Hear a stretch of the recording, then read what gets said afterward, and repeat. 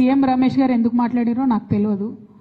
CM Ramesh గారిని మాట్లాడించడానికే ఈ లేఖ లీక్ చేసిందేమో కూడా నాకు తెలియదు. ఇవన్నీ కంబైన్డ్ అయి ఉండొచ్చు. సీఎం రమేష్ గారు నాకు తెలిసినటువంటి వ్యక్తే కానీ ఈ ఒక 5-6 ఏళ్లలో ఆయనతో పెద్ద నేను మాట్లాడింది కూడా లేదు. సో ఆయనంతటా ఆయన బయటకు వచ్చి చెప్పిండు అని అంటే దీనికి నా లెటర్ లీక్ అవ్వడానికి వెనక కూడా ఏదో అవినాభావ సంబంధం ఉందని నేను భావించే పరిస్థితి వస్తుంది. నా దగ్గర ప్రత్యక్షంగా సమాచారం లేదు ఆ విషయంలో. కాకపోతే ఆయన మాట్లాడడానికి ఆధారం ఆ లేఖలోంచి తీసుకున్నారు కాబట్టి ఈ లింక్ ఏదో ఉంది అని చెప్పి నేను భావిస్తున్నాను. Thank you. కోర్టుకు ఆల్రెడీ పోయినాం బ్రదర్. 1, 2 నాతో పాటు ఇంకా కొంతమంది నాయకులందరూ కూడా చేస్తామని చెప్పారు. ఆ జాబితా అంతా కూడా మేము సాయంత్రం లోపల రిలీజ్ చేస్తాము.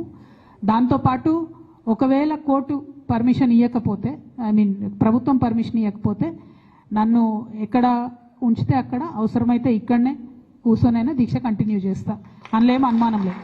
ఎందుకంటే 72 గంటలు 112 కులాల వాయిస్ వినిపించాలనేటటువంటిది ప్రధానమైనటువంటి ఎజెండా కాబట్టి ఖచ్చితంగా ఆ వాయిస్ వినిపించడానికి ఎక్కడ అవకాశం దొరికితే అక్కడ నేను వినిపించడం జరుగుతుంది.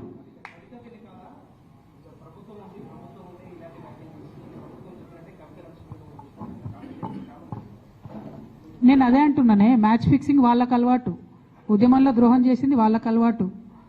మేము ఉద్యమాలు చేసి బతుకమ్మలు ఎత్తుకొని పోతుంటే ఆనాడు మమ్మల్ని బంధించింది వాళ్ళు. అధికారం రాగానే ఈ పార్టీలకు వచ్చి పదవులు అనుభవించింది వాళ్ళు. ఇవాళ వాళ్ళు తిరిగి వేరేల్తి చూపించి మాలాంటి వాళ్ళ మీద మాట్లాడుతున్నారంటే నిజంగా కూడా ఇలా బాధపడుతున్న తెలంగాణ ఉద్యమకారులు ఎవరి వల్ల బాధపడుతున్నారు? ఈ సొంటలకు పదవులు ఇచ్చుడు వల్లనే బాధపడుతున్నారు. కాబట్టి నేను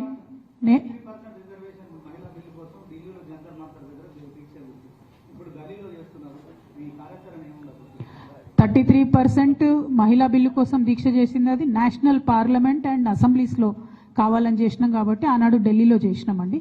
దానికి ప్రిల్యూడ్గా కూడా మేము అన్ని రాష్ట్రాల్లో ఉన్న మహిళా సంఘాలతో కోఆర్డినేట్ చేసుకుని చేసాం, ఉట్టిగా చేయలే. 2 ఇప్పుడు మనం చేసేది తెలంగాణ బీసీ బిల్ కోసం చేస్తున్నాం కాబట్టి ఇక్కడ దీక్ష చేస్తూ ఉన్నాం.